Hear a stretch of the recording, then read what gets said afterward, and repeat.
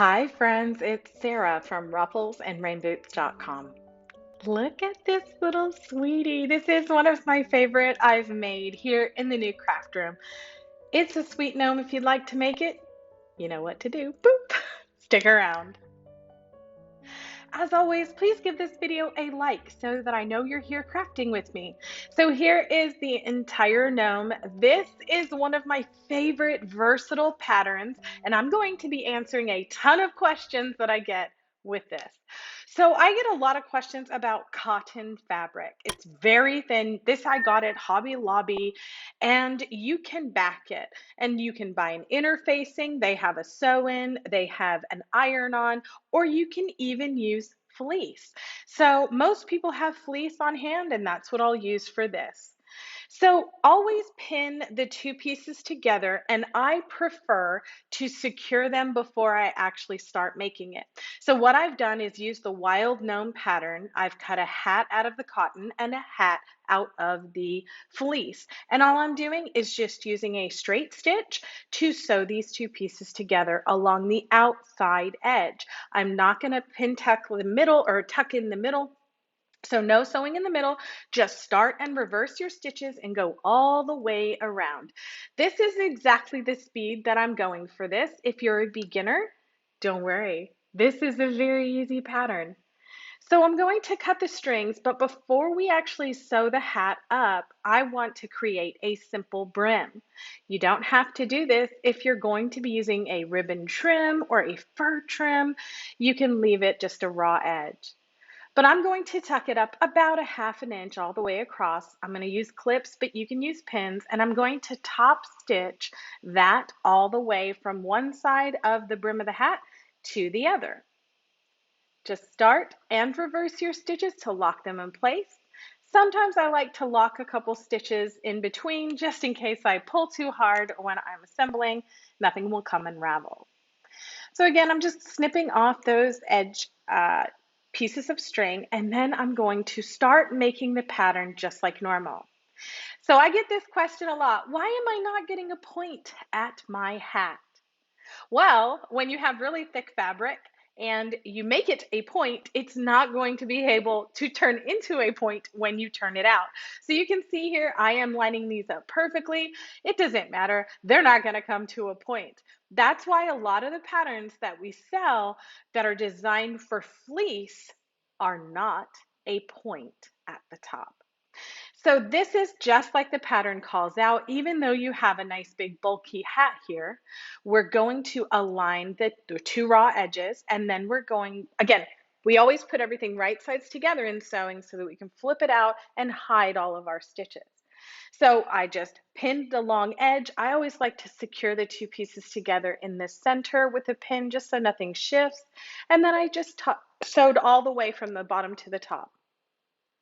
I'm going to snip off the bottom extra strings, but leave the top. No one's going to see them.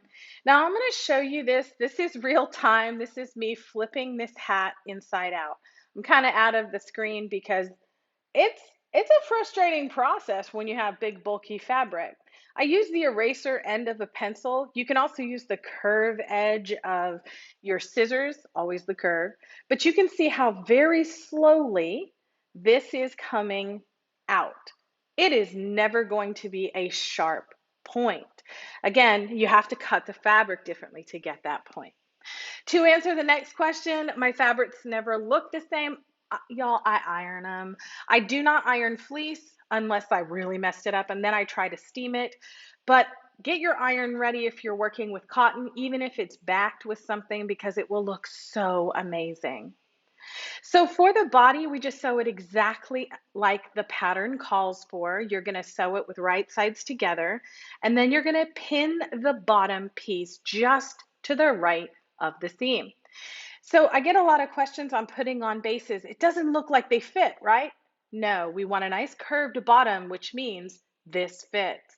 You press together and fold in half each piece separately and pin, not your finger like I just did, pin those 2 points where they join. Isn't that easy? And then you're just going to move the fabric along in your finger. See that? That's what it's like working with something called Luxe fleece. It's amazingly soft, but it sheds a little bit. So you're just going to pin it in four corners at least, what I call four corners. And you're just moving the fabric so the two edges are perfectly aligned. Now, I would take this and sew this, but if you're new, add more pins. Just split the difference between your other pins and go slow. Again, this is how fast I'm sewing. It's not fast. Just make sure you start and reverse your stitches when you start sewing and stop sewing. And as you go around this edge, move the piece out of the way so nothing gets twisted. I always like to pull apart the seams on everything I do just to make sure I have no holes and nothing comes apart easily. I cut the stitch or the extra string on the top and then turn it right sides out. Always, always, always run your fingers along that seam, actually every seam. And what this is going to do is going to flatten out that bottom piece so it stands up on its own, and we're going to be able to fill it here. Back to our hat, my Cricut mini press, you can use any iron, is ready. So now I'm just going to iron this hat. Not only do I iron it top, front, back, everything, I also am going to iron the brim so that it always is flat up in the bottom. When we attach it, we don't want it jumbled. That's how we get a nice tailored look, even working with so thick of a fabric. I am indecisive when it comes with fur. I have a lot of fur and I do this a lot. 20 minutes it'll take me. But now it's time for my favorite part, assembly. We're going to need poly pellets, which are our weight, polyfill, which is our stuffing, something for a nose, which I'll have to come back to because I didn't decide. Isn't that the best sound? I love that sound. You're going to fill this particular pattern up halfway. You see how it automatically falls? Then it's always a good idea to take small pieces of polyfill and line the outside edge. And the reason we're doing that is, let's say you're working with a thinner fabric than fleece. This will make it so none of those poly pellets or whatever weight you're using will show through. So then you just keep stuffing until when you squeeze it, it bounces back to its original form. Polyfill will deteriorate over time. It loses some of that fluffy. So overstuffing is not a bad idea in the beginning. Now, I've shared this pattern many times before. It's one of my favorites. It's so versatile and it's super cheap to ship across the country or out of the country. And so I have shown how to sew this manually, but I hate hand sewing. And if you do, girl, get after it. Sew that right up. I'm going to use hot glue. This is a detailed tip hot glue gun, which allows me to use a good size bit of glue just for small projects. All right, so I have a big dollop of glue in the center. Be careful, don't burn yourself. You can use clips to hold this all in place while it sets. Now that it has set, we have a nice little structure here, one very bumpy part and one flat part, and these are interchangeable. You can put your hat on. By the way, look at that. When you use a fleece and a cotton, this thing is standing up on its own. No wiring is all needed. Isn't that fun? But anyway, back to our assembly. You can do the belly in front or the flat part in back. What I'm doing, I'm going to cover my seam in front with a beard, and I want the back to be seamless.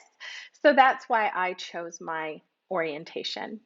So now I'm just going to pin the hat down, and I'm going to pin the side where I want it. That way I'll be able to build my gnome the rest of the way without anything shifting and me getting confused. Here's a small piece of faux fur. One of the misconceptions and questions I get a lot are, what do you do about the expense of faux fur? I use every single little scrap of it that I can. This is white Mongolian, and I don't normally draw on it, but I want to show you this shape I'm using for this particular gnome. It's a really fun shape. It's a rounded V. And to cut faux fur, you're just going to use an X-Acto knife, score that fabric backing, and yank it off. You don't need to cut very deep. I promise if you do, you'll cut the fur, and that's how you get that choppy look. So this is just me going around and just cutting off all the little edges here. This is real time. It's not sped up. And then I'm going to top it across just flat at the top so I can use that big hunk for something else. I do like to brush out the fur, and for those of you who'd like to see measurements, this is about a 2-inch wide and 2-inch tall. And when we measure it, we're measuring the fabric backing. Okay, now we're just gonna tuck this up under our hat. Again, it's pinned in place, so it shouldn't move. And yeah, then I decide for another 20 minutes on which nose I want to use. And I'm going to answer a question I get a lot about the cabochon or the flat back noses. So I always like to glue down the beard. I glue down the bottom, the top, the sides. I will lift up the sides of the beard just to make sure that nothing in the fabric backing lifts up.